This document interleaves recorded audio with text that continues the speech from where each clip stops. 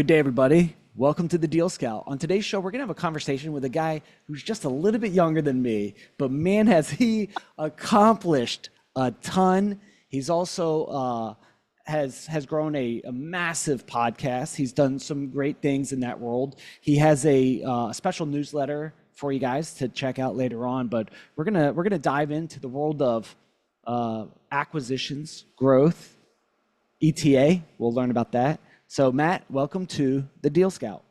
Josh, thank you so much for having me here. I'm super excited, especially to be on a show with somebody who looks as young as I do. So, Thank you. That's the best way to start out a conversation is to compliment the host in this. But let's start with this, Matt. Let's say we're in a coffee shop and I introduce you to my friend. I say, hey, this is my friend Matt. And the guy's always going to say, hey, Matt, who are you? Right. So yep. How do you typically introduce yourself? So it has I don't honestly, I wrestle with this because it has some like Darth Vader connotations, but I generally say I'm in private equity.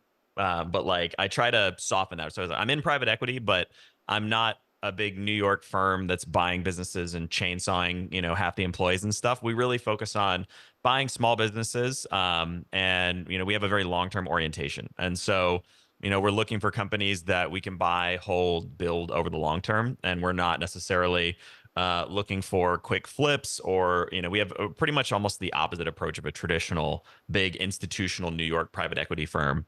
But I generally will say, hey, I'm in private equity or I buy businesses or something to that effect. Yeah. Isn't that interesting? So I was working with a guy and he's like, hey, what do you do? And I was in private equity at the time. And I was like, I'm in private equity. And I was so excited because my whole life I wanted to be an investor and I want to learn that game. He's like, oh, you're one of those. And I'm like, what do you mean one of Yep. those? This isn't a good way to start out a conversation, by crapping on my career. But why do you think there is such a negative connotation? Let's start with the negative. Let's 8 Mile this. And why is there a negative connotation around private equity? Yeah, I think there's a lot of reasons, right? It really stems from, and look, there's a lot of use cases where private equity has created a lot of value, right? For the shareholders, for the company, for the people who sold to them, for the employees. But there's also, you hear about the horror stories, right? Of the company that gets bought and then they fire half of the staff and or they run it into the ground or it implodes or whatever. And some of those are, if you make 100 bets, right, in any field, especially businesses, right, not all of them are going to pan out. So some of them just statistically maybe are just a function of variance. But I think a lot of it has to do with the ethos of, hey, we're going to buy this business. We're going to juice it for profit, right? We're going to cut every cost. Imagine, well, they're going to resell this thing in like 3 to 5 years. So we're going to squeeze, we're going to pressure everybody. We're going to cut all the costs super aggressively. And then we're just going to flip this thing to the next guy and let them deal with all the fallout. And I think that mindset, which is certainly not every private equity buyer, but I think that kind of perspective, and there are folks who do that, really shades the industry negatively. And candidly, I like to play it up because my buying approach is very different than that. And so if I can position myself to a business owner or a seller that, hey, I'm not that, right? Even if it's a little bit of a straw man to some extent, it certainly helps kind of build rapport and create a differentiated market position of how we approach the relationship in the business versus a big institutional New York PE firm. Yeah, for sure. Absolutely. And I wish I had a statistic. I should just make one up right off the bat. Like according to this statistic, these are the number of businesses that you don't even know but are PE backed or A or lot. have some type of financial sponsor. Probably a lot. We hear the ones where the person gets acquired and then they cut the staff, and those are the noisy deals that we tend to hear about. But do you know of any statistics off the top of your head for how many companies are like financial sponsor backed rather than just like pure, family owned? I don't. I would say there's two big variables that I'd look at if I was thinking about answering that. So Yeah. one would be you have probably this big universe of small businesses that are below a certain size. I'd say the bulk of those, let's say below certainly probably 2 million of EBITDA or earnings or profit.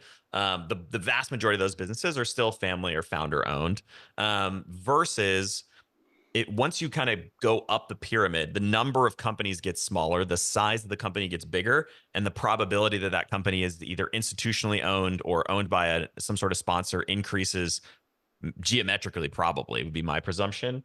to the point where maybe then you have the top of the pyramid maybe is public companies in a lot of cases. But the bigger you go, generally the higher probability is that that business is PE backed in some form or fashion, or owned by some sort of institutional equity source is generally the case, right? Like once you have some family and founder owned businesses, but I mean, once you're pushing 10, $15 million of EBITDA or more, it's hard for those families to look at that and say, not take a 9-figure paycheck and be diversified and set for life versus have all their risk concentrated in a single business. So For it's sure. just over time starts to really migrate in that direction.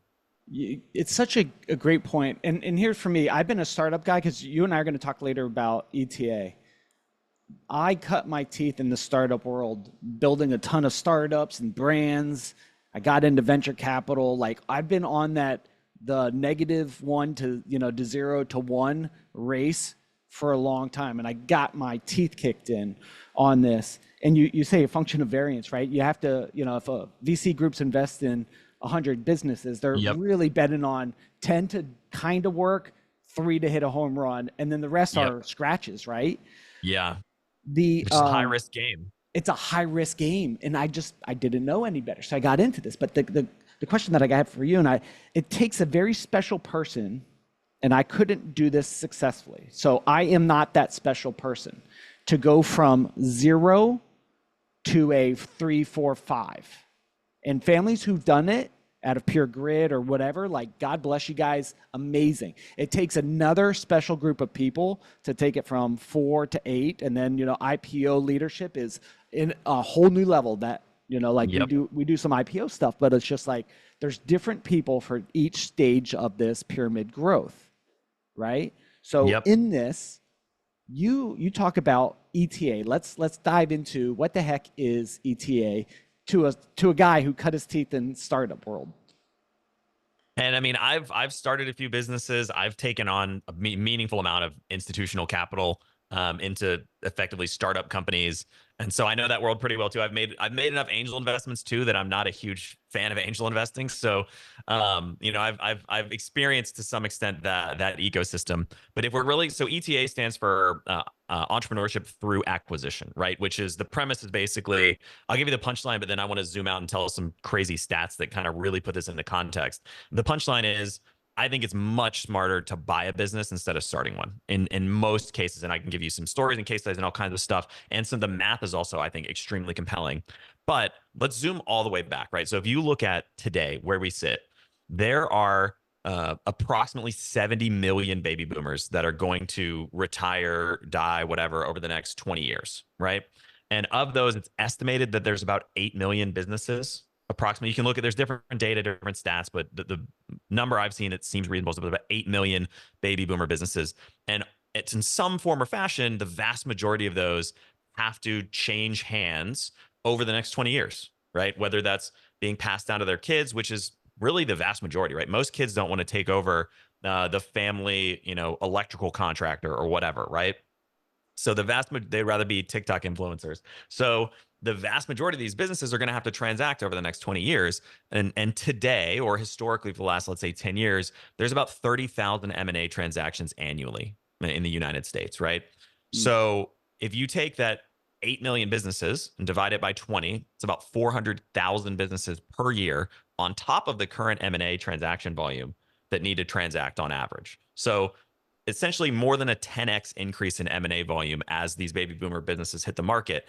And the vast majority of them aren't going to sell to some big institutional PE firm. Some of them certainly will, but even just law of averages, most of them are going to be smaller businesses that sell to other small entrepreneurs, small business owners, people who are in their industry, or people who are going to come and step in and take that business over. And so there's this massive tidal wave, they call it the silver tsunami, of businesses that are coming for sale and starting to hit the market. And so I've personally just tried to place myself in that path of growth and say, hey, I want to catch a great one every now and then, right? I'm not trying to do 20 deals a year. I'm trying to do one good deal a year, basically, and put myself in the path of growth, find a few of these companies that make sense and hold them for the long term. So that's the macro underpinning for why I think ETA makes sense from a big picture standpoint.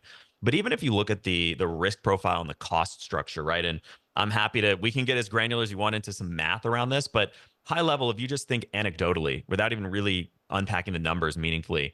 If you take, what would you rather have? So if you say, okay, I'm going to start a business, right? You can start a business and totally bootstrap it. You can also, I'd say that's probably not the norm. You usually raise a couple $100,000 of seed capital or whatever, right? You can also buy a business for zero down or zero out of pocket, right? But it's probably not the norm. Most businesses, most business acquisitions take a couple $100,000 of equity in most cases, right? And so with the SBA program, you can generally get up to $5 million of 90% financing for an acquisition, which means with 500K, you can basically buy a $5 million company. So we'll say, let's dial that down though. Let's just say $300,000, right? If you took 300K and said, I'm going to start a startup with 300K, could be your money, could be raised from friends and family, whatever, versus I'm going to take 300K and buy a $3 million company, right?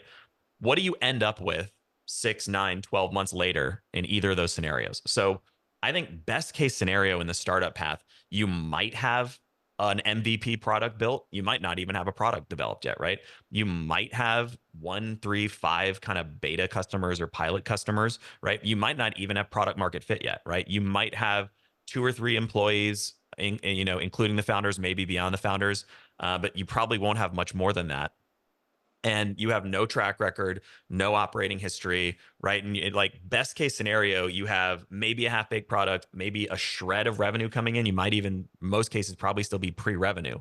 Versus if you buy a $3 million company, right? A $3 million business, I'll throw a couple numbers out here quickly. We can unpack them if we want to, but let's say the business is making, call it $750,000 a year of profit or EBITDA or earnings, at a 4x multiple. That's a $3 million valuation. So, and if we're saying, we'll just make the math really simple, the business operates at like a 20 to 25% profit margin.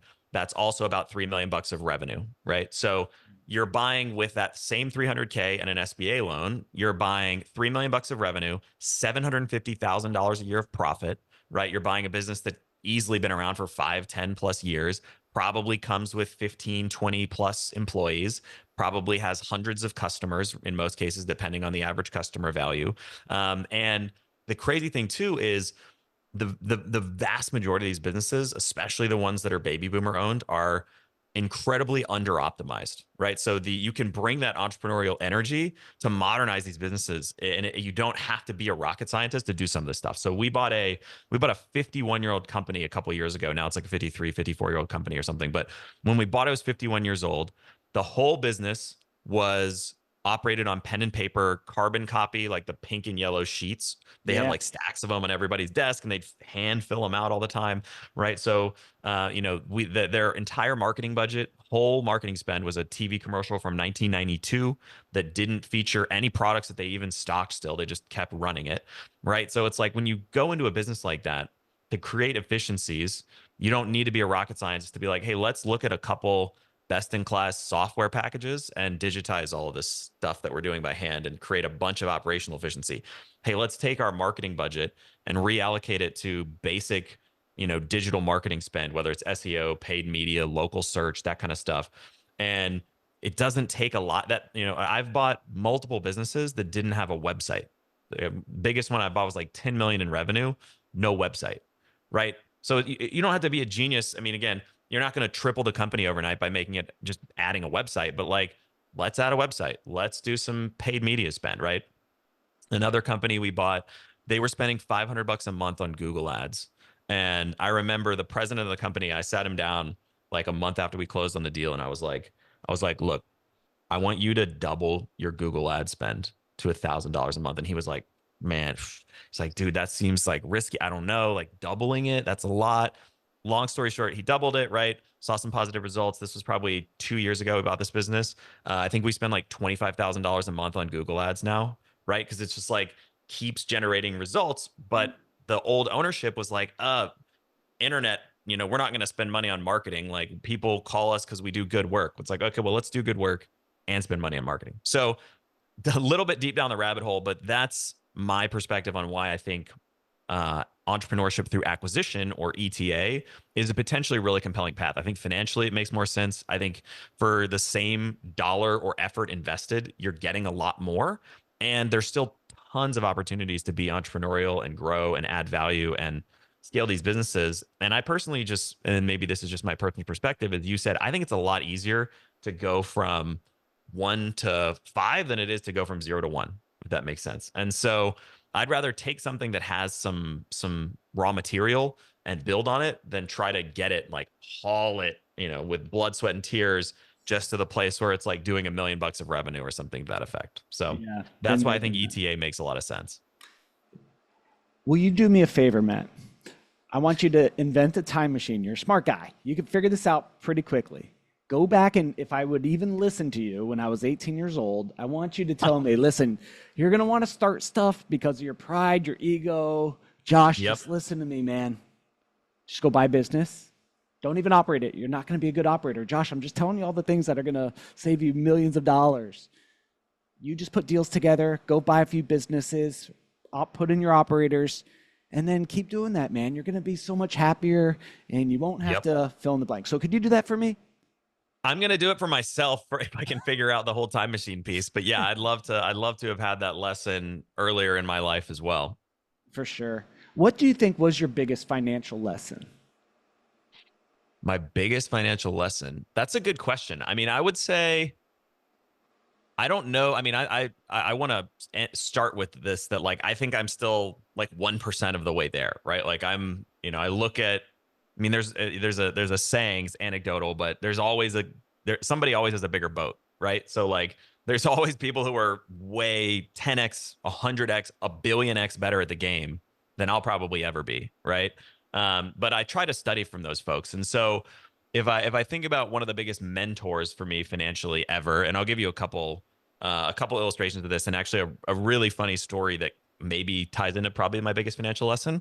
But if I think about the biggest intellectual hero, I guess, who's shaped my financial thinking, it's kind of a boring answer, but it's Warren Buffett, right? I mean, when I started becoming an investor, it dawned on me like, hey, I should probably check out this Warren Buffett guy because he seems to be doing well, right? Like he's at the time I think was the richest person on earth or whatever. I know he's fallen in the ranks a little bit, but I mean his whole strategy is just buy businesses, right? Like if you boil Berkshire Hathaway down to two words, that's it. So I was like, okay, that makes sense. And he also like you can tell from my positioning, his whole strategy is buy businesses, hold them for the long term, right? So I'm like, maybe I should try that same strategy. Obviously, I haven't replicated his results yet, but I'm trying to implement the same lessons that I learned from him. So I think he and his business partner Charlie Munger, incredible intellectual influence on me, have both had a huge impact in shaping how I think about, I guess wealth creation broadly.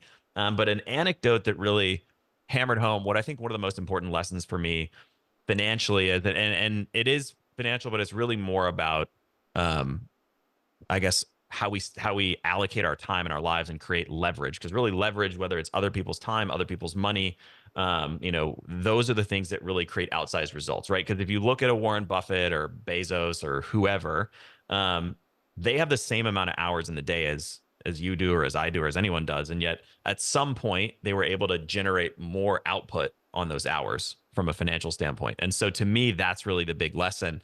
And I have a mentor I know personally who's I don't think he's a billionaire, but he's definitely up there. Like he's, mid to high nine-figure net worth. And he's bought a bunch of like crazy businesses. Like some of them are like pretty well known. But I asked him one time, like he walked into my office randomly. It's probably like 4 or 5 years ago at this point. And I was like sitting at the counter and I had a paper plate sitting next to me. I didn't have any paper. And like he walked in and I was like, what has made you so successful? Right. I mean, I've asked him this like a bunch of times, but I just asked him that like off the blue. He walked in randomly, he was like signing some document or something. I was like, what has made you so successful? Um, and he looks at me and he has kind of like a Southern drawl. And he's like, Matt, you got to pay for the jet fuel. And I was like, what does that mean? And I like literally grabbed a paper plate and I'm starting to write on the paper plate. And what it means is he's like, he literally won't even look at a deal unless it's cost efficient for him to fly there on his private plane. Right. And so that's what he means by you got to pay for the jet, was like the deal has to be able to afford his jet. So he's not looking at anything that's too small. And I think that to me is really the biggest lesson that I keep coming back to, whether it's deals, whether it's opportunities, whether it's how you allocate your time and your money. It's not getting sucked into stuff that's not worth it, and that's a waste of your time and energy. And it's a battle that I've learned that lesson many times, and I still learn that lesson. And I get sucked into something. I'm like, oh, this is interesting, and but it's like at the end of the day, doing fewer, better, bigger things is really, I mean, if you look at Buffett, right, he has this sort of whole thing about the punch card of like, every deal, envision you can only do 20 deals in your entire lifetime. Like, do you want this to be one of the 20? Right. And so to me, it's the same lesson, just packaged differently. And this idea that it's all about allocating your time to things that really have enough opportunity, enough impact, enough upside, and not getting sucked into and derailed by the small stuff. And so that to me is probably the biggest lesson that I've learned, but also continue to learn. I mean, it's also it's a recursive lesson in some sense, right? Because the biggest thing changes as you change and as opportunities that you look at change. But I'm always trying to force myself to think bigger, do bigger. And I mean, and sometimes that results in failing bigger too, right? But that to me is probably the biggest lesson that I've learned. So your paper plate mentor, he has a cool little southern drawl to him. If you ask him the question, or I don't know, have you asked him this I question? probably have, but Okay. About when it comes to operating within your strengths, what would he say and what would you say in terms of operating in your strengths and then also operating in your joy? so I think the question, and I'll clarify this question a little bit, and then I'll give you the answer. So, are you saying operating within your personal strengths or operating within like industries that you know well and that kind of thing? And maybe there's both in that, or help me clarify, because his answer may differ a little bit, though it may be the same. Yeah, let's start with personal strengths. So like I wake up and like and I'm gonna go maybe go do something and you're like, hey Josh, before you go do something, I talked to you 20 years ago when I went back in time. Now we're gonna focus on building your strengths, right? Or whatever. So like, yeah, let's start with personal strengths and then maybe organizational or industry strengths after that. I would say our conversations have been more about really tactical business stuff, and so probably I don't know that he shared some insight with me around focusing on your personal strengths per se.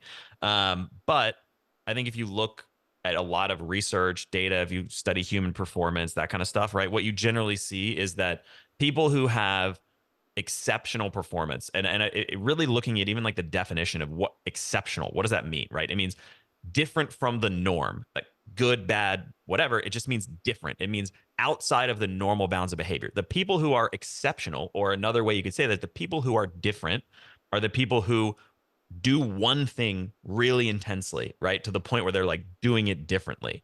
And so that's what exceptional results are generally a result of, is somebody who goes crazy deep on one thing that they're really, really good at versus somebody who's super well rounded, right? If you're well rounded, you're pushing yourself more towards being average. And so in my experience, I don't know that it's a destination that I will ever arrive at, but my personal experience has been just a constant refining and honing in on spending more and more time in my quote unquote zone of genius, right? Spending more and more time and figuring out, I don't have a perfect definition of what I think that is, but I have a better definition than I did 2 years ago, 5 years ago, 10 years ago, and getting more clarity about what that is and then spending more and more time in that place, I think for me has generally produced better results, and really understanding, hey, I'm really good at these things.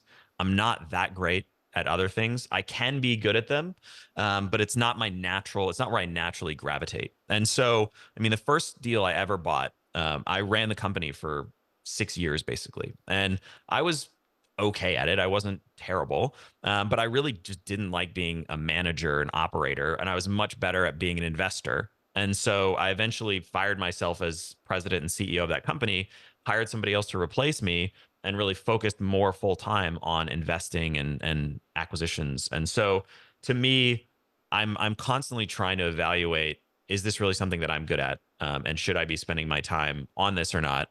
And it's not to say you shouldn't try to shore up your weaknesses, but I think outsized results come from people who have an exceptional capability at a certain one specific thing. Yeah. Yeah, for sure. You started a podcast show called The Science of Success that hit over 5 million in downloads, which is really good, really strong. Good job for that. Thank you. What was the thinking point on why to start that? Like, why didn't you start one on like how to play pickleball or that's the best I could come up with. Yeah, why? Yeah, I mean, honestly, that question plagued me for a long time, and it's candidly why for the last year or two, I've probably the last 2 or 3 years, I've spent less time and energy on that podcast, and I'll explain what I mean by that. But to me, the podcast really began as a pulling on the thread of studying Warren Buffett. So if you study Buffett long enough, you'll come across Charlie Munger, right?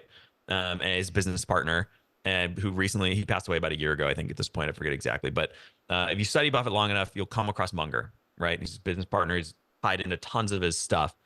And then Munger's a pretty interesting character, right? And I personally kind of gravitated to his writing, his thinking, whatever. And if you study Munger for any moderate amount of time, you read something he's written, listen to him speak, whatever, he's constantly harping on this thing called mental models, or he's constantly talking about psychology and science and all this stuff that has nothing to do with investing, in theory. And what you uncover is that psychology, especially, though certainly other quote unquote mental models from hard sciences and math and other places, psychology really underpins anything to do with human interaction, right? Which investing has to do with human interaction, managing companies has to do with human interaction, selling, pretty much any business activity is effectively just doing it with humans. And so I started getting really interested in psychology and from a bunch of different factors. So going all the way towards emotional intelligence. How do I manage my emotions and deal with tough situations? Communication skills. How do I get people to do what I want, candidly, right?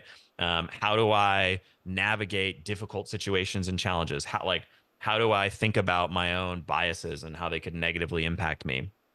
All of these different things. And so it's a longer story, but basically I ended up just starting to reach out to and landing a couple interviews, kind of get a couple more interviews with authors that I really liked in that space and recording them as a podcast. And so I started interviewing, eventually was able to interview a bunch of authors who've really meaningfully shaped me, like Robert Cialdini, who wrote the book Influence, James Clear, Adam Grant, like a bunch of people who were really powerful thinkers in a lot of ways that helped shape the way I view the world. And so it had the show had nothing to do with my business life, but it was extremely helpful in shaping my thinking. And really, candidly, what I would just do is I would read their book and I'd be like, man, I want to ask them about like these 4 or 5 things. And then selfishly, I got to ask them about it and then just put it out on the internet and other people could listen to the conversation.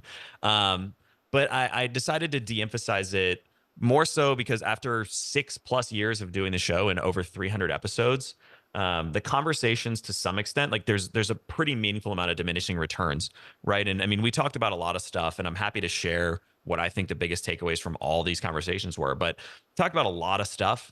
But at the end of the day, your first conversation about how meditation can help you deal with really tough situations and refine your thinking is like transformational. Like your 40th conversation is like this is 99% the same, and you're just not getting as much out of it. And so I personally had a lot of diminishing returns from it, and I candidly wanted to start creating content that had more to do with my professional life, i.e. talking about buying businesses and evaluating deals, and just had more synergy with that whole world. And so that over the last couple of years, I've really refocused my efforts more around that. Though the show's still out there, we have 300+ episodes in our catalog, and candidly, it was a weekly show for a long time. Every episode's pretty much evergreen, to use the content term. So we're not talking about current events or anything. And if you listen to a show from 7 years ago, it's pretty much still just as relevant today. So we air a lot of back catalog old episodes now, which you could listen starting today every single week, and it would take you probably 5 years before you'd hear a rerun, right? So just because we have so much in the treasure trove already. But yeah, that's where I took the science of success and kind of where it is today. Yeah, it's special, man. So looking back, 300 episodes, right? You've interviewed some smart people. What was the best advice you heard and the worst advice? And you don't have to say who said the worst advice, but like you look back and you're like, actually, that was a terrible interview or terrible advice. Hmm. Honestly, I don't know the terrible advice. I don't know. I kind of just filter out or forget about the terrible advice. And Yeah. so I don't know that there was any piece of advice that was just absolutely atrocious. There were a couple interviews where it was where the person was just not there, like present, focused, etc. And I think that really degraded from the interview quality. Um, and or the best interviews are really people who give a tremendous amount of value, and they realize like you can pack as much as possible into an hour-long conversation, and it's still going to be scratching the surface of what you're what you're really teaching, sharing, writing about, whatever. Whereas I think the worst interviews are typically people who would be really cagey and not share stuff, and be like, read my book and you'll find out. Like, I think that's a terrible approach, and generally leads to poor quality content. So those are the worst interviews. But I think the if I distill down the 5 or 6 key lessons from interviewing 300 plus people on human performance and psychology and all this stuff, the lessons are going to be staggeringly boring, but super impactful, right? Which one of my favorite quotes is, there's no silver bullets, there's only 100 golden BBs. And so the same idea here, there's not this one tactic or trick that's going to just totally transform your life. The biggest commonalities, if I did a meta analysis of all these conversations, were, unsurprisingly, meditate regularly, sleep well and focus on prioritizing quality sleep, exercise on a regular basis, and use some sort of method like journaling or something to take stock of your emotional well-being and evaluate your thinking. So if you really take those 4 strategies, those are 80-90% of the juice that gets you the results for well-being and being a better communicator and all of this other stuff. And I mean, depending on which vertical you really drill down, there's certainly a lot of more tactical approaches, but big picture, those were probably the most commonly recommended strategies, which again aren't exciting, but if you actually do them, will create really positive results. Results. Yeah. Yeah, that's awesome, man. Um, Let me ask this question, right? So you're a little younger than me, and you're out there cranking. You're in mergers, acquisitions, and you're building some great things. You got this. We'll talk about your newsletter because you share a lot of your thoughts and your theses. But you studied you studied the Mungers, and you studied your paper plate mentor, and you're like dug into learning from other people, and you've done some success for yourself, at least based on your LinkedIn. You bought a bunch of companies, and why are you aspiring? Like, what's you're 1% of the way there, you said. So why struggle for the rest of the way? Like, what drives you? That's a really good question. It's something that I wrestle with a lot, honestly, and I don't know that I have a perfect answer to it. I think what drives me is, I mean, I'm a poker player, and by Oh, that I mean literally I'm a poker player. Like I've played in the World Series of Poker a number of times. Like I'm not. I mean, I think I'm decent. I'm not a professional or anything to that sort, but I enjoy playing the game, right? And to some extent, being a poker player, your aspiration is always you want to play in the biggest game you can play in, right? You want to build your bankroll and move up in stakes and all this kind of stuff. And I view business as a multifaceted and complex game that is never ending and always presenting new challenges. And so to me, it's really about challenging myself, leveling up, and pushing myself to new frontiers or limits or whatever. That sounds kind of cheesy, but I think that's a big piece of it. And then the other piece is I really do fundamentally believe, and I think the historical evidence is pretty supportive of this, that capitalism is a social good and that owning businesses is generally a vehicle for creating positive outcomes for people, right? And that's all sort of the stakeholders in the pie. So one of the people I interviewed was founder of Whole Foods, John Mackey, right? And he has a book called Conscious Capitalism, which really talks a lot about great some of book. this stuff. But I don't pretend to be a saint, or a some new age like person that's transforming business with a conscious approach.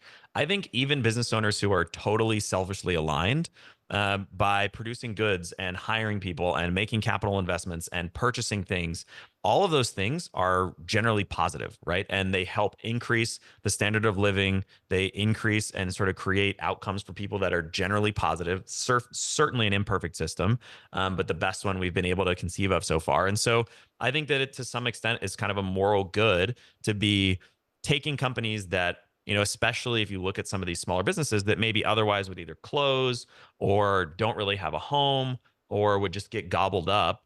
And taking them, preserving the legacy, building something there, creating opportunities for the key stakeholders and the employees to benefit as the company benefits. We have big emphasis on profit sharing and employee ownership and those kinds of things. And so, again, I don't pretend to be some sort of saint with the stuff we're doing. The reason we have profit participation and employee ownership is because I think it drives better outcomes for our investments, candidly. But I think, fortunately, the system aligns with a lot of that stuff. So to me, that's a nice icing on the cake, is that I think it's generally creating positive outcomes. But it's a question I wrestle with a lot, candidly, coming back to original approach. And it's like, am I leaving the world better than I found it? Am I creating a positive impact? And, why am I doing it? I mean, I think I still wake up every day with a fire in my belly, for better or worse, to keep pushing. And maybe one day I'll be more content, but I don't know that it's really my personality. Like, anything I do, I try to really go deep into and excel at. And, that's to some extent just sort of how I'm wired. Yeah.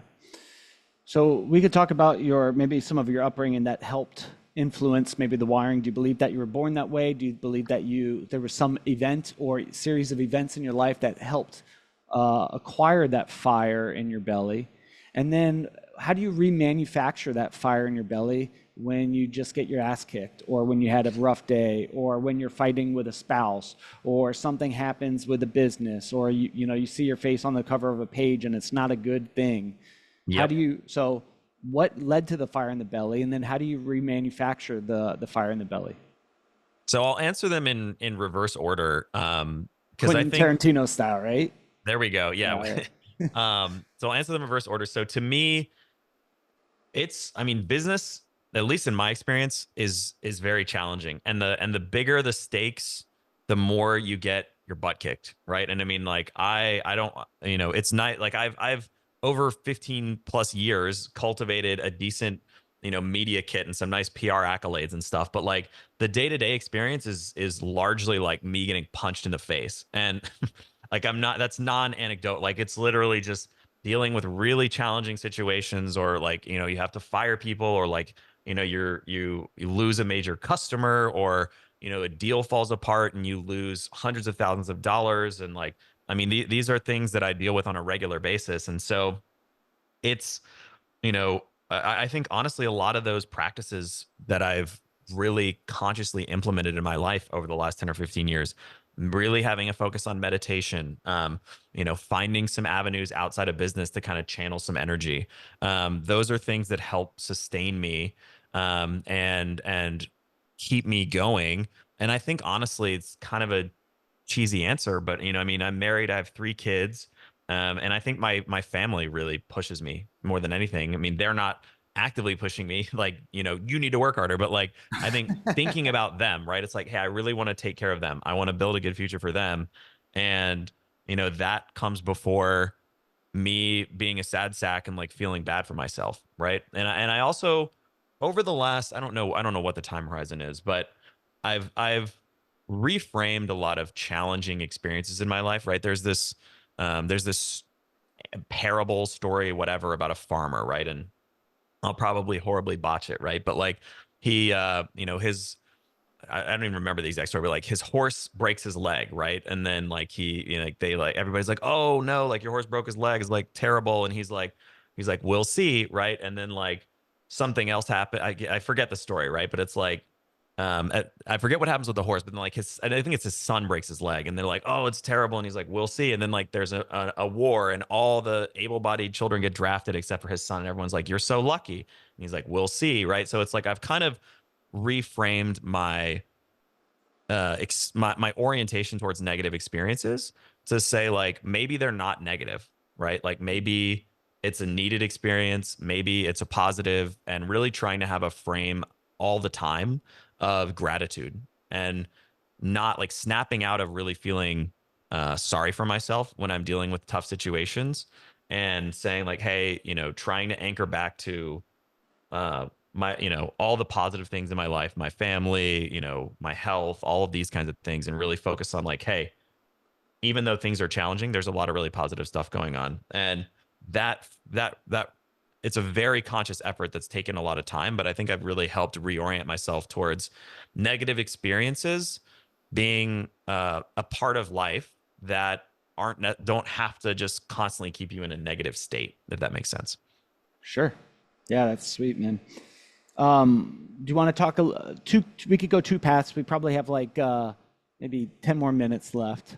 We could take two paths. One is we could bring it back to some mergers, acquisitions, and I got some strategy questions. Or we could kind of talk about the guy. Like how did you become this guy? A little bit more of the origin story. Where would you prefer to go? I think it would add more value probably to talk about the M&A stuff. So I'm happy to do that. I mean, I can give you my origin story in 30 seconds, and then we can unpack some M&A stuff if that's useful. But um, I mean, I think to me the strategies and stuff are more valuable. But I'm open minded either way. You got 30 seconds. Go. Okay, so my background from Nashville, Tennessee, grew up there. I worked at Goldman Sachs in New York for a number of years out of college, came back to Nashville in 2011, kind of stumbled into buying my first business, which was an IT service company. As I mentioned, I ran it for about 6 years. We did a couple acquisitions in my tenure, sort of running the business. And ultimately, I really decided, hey, I don't want to be an operator, and hired somebody to operate the company for me. They're still running the business today, still have it.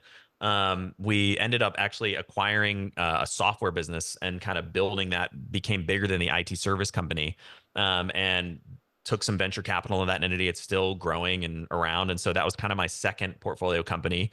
And then I really started building a diversified portfolio of companies and really consciously deciding, hey, I want to go out and be an investor and build a portfolio. And I had this narrative that I told myself for a long time that, hey, one day when I grow up and I have a war chest, or I go raise a big fund or whatever, I can go do private equity and buy businesses, which I'd always wanted to do. And I started learning about a lot of this stuff, right? So whether it's independent sponsors or searchers or all of these kinds of buzzwords, ecosystems, zero down acquisitions, all of these things kind of started percolating. And my eyes got open to this of like, hey, I can actually start doing this stuff now. I just need to do it a little bit differently than I thought about how I was going to do it previously. I don't need to have $100 million. I don't need to raise $100 million fund. I can use some of these models, and I can learn the skill of raising capital, which is something I never really had to do or understood previous to that. And once I unlocked and understood some of those things, it was really a gateway that helped me accelerate the acquisition of businesses and building kind of a portfolio of operating companies. And so that's the short version of the story. I'm happy to unpack more pieces of that, or happy to talk about some of those tactics and strategies. Yeah. So when it comes to now your focus as investor in this portfolio, in this thing that you're building, what is your number one most valuable activity that you do on a whatever basis, daily basis, weekly? Like where do you add most value to the machine? To the existing portfolio. To the machine, total. So new Mm. acquisitions, existing portfolios, capital raise, like all of it together. What's that one thing that you do that adds the most value? I would say my skill set, and coming back to what we were talking about much earlier in our conversation, my real expertise, I think, is more so on the deal side than the operations side. And so I focus my efforts on deal making, finding acquisition opportunities, negotiating, structuring, closing them. I have a business partner who's effectively runs portfolio operations and really helps oversee the operating businesses. I'm still pretty hands on with the vast majority of them, to the extent of talking to them, most of the operating teams on a weekly basis. So like pretty active. But I try to really empower the management teams, give them infrastructure and resources to be successful, but not be in the way. And so if I really look at where I'm adding the most value just with my existing skill set, I think it's finding opportunities, negotiating them, raising capital for them as needed, and getting the deals closed. That's really my core sweet spot. Cool.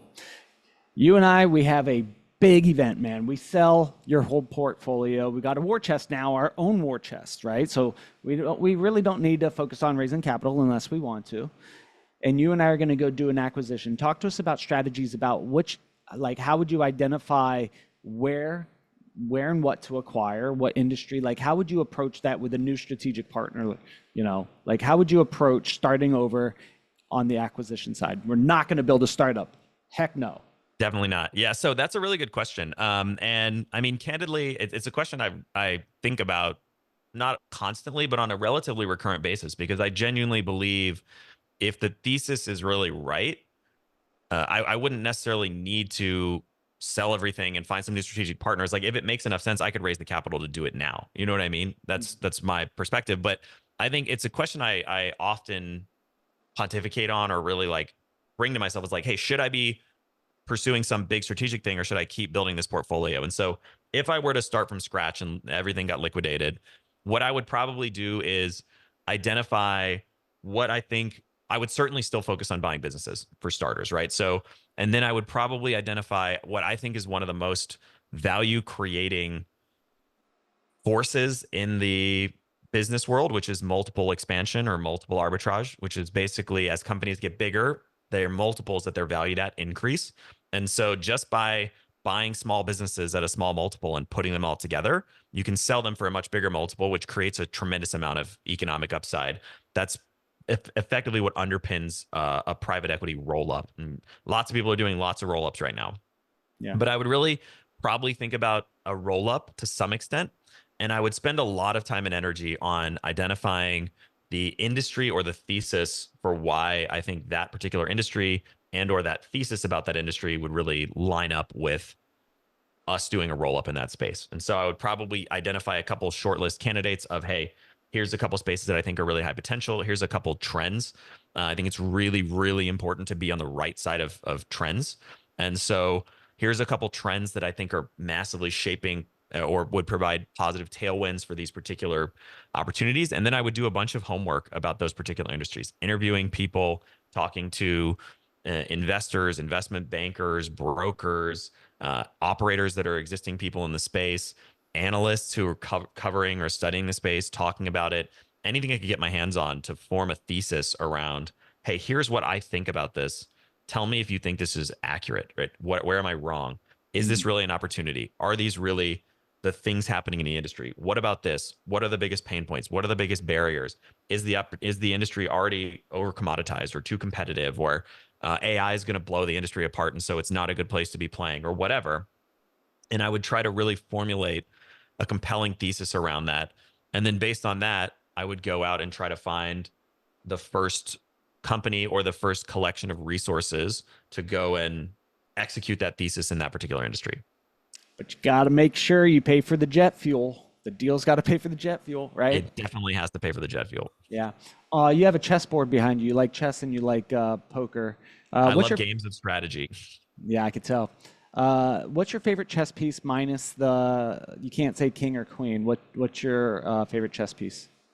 Interesting. My gut's probably the knight. I've done a lot of drills, just sort of with knight movement, and it's a piece that you can, for people who are not as well versed in it, you can really just like break opponents with some really compelling knight moves. So, I mean, the stock answer would probably be, if I had to have one piece, it'd be a rook, because it's theoretically more powerful than a knight, especially in an open board. But I think knight, you can just devastate people with some really creative knight play that they may not realize. I mean, it depends obviously on the ratings of your opponents and stuff. But if I look at games where I've pulled victory from the jaws of defeat, On the maybe a knight. commonality in a lot of those is like some just abusing a knight to somehow eke out some crazy fork or something that was hard to foresee. Yeah, for sure. Yeah.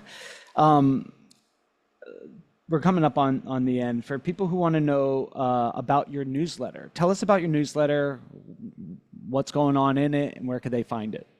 Yeah, so I have a free newsletter called the Deal Mastery Insider. I talk all about buying businesses, and I look at deals. I talk about them. I talk about kind of the key components of deals. I talk about how I evaluate industries and all sorts of stuff we've talked about today. You can find it by going to mattbodnar.com. You can sign up right on the homepage. And every week I send out a newsletter to business owners and entrepreneurs and folks who are interested in M&A and acquisitions, just talking about what's going on in that world. And so I think it's a great resource where I really distill down my thinking and share a lot more perspectives and strategies about this. And I've also got, for anybody that joins, the first 6 or 7 emails that I send out, I have sort of a playbook of the basic elements of buying businesses: how to identify industries to play in, how to source deals, how to structure them, how to fund them, that kind of stuff, to help people kind of execute some of these pieces of the puzzle. Cool. One more time, tell us where they could go to find it. Just Matt Bodnar, BODNAR.com. You can join the newsletter right there. Super cool. Fellow deal makers, as always, reach out to our guests and say thanks for being on the show. I hope you're enjoying these educational conversations with fellow deal makers so we can learn and grow. But the real purpose of this is to put people in deals and opportunity together. So reach out to them, do a deal, and enjoy. From this perspective, if you have a deal or you like to talk about specific types of deals or functions inside a deal, head on over to thedealscout.com, fill out a quick form, and maybe you could get on the show and discuss it like Matt did today. I love you guys, and we'll see you all on the next episode. Cheers.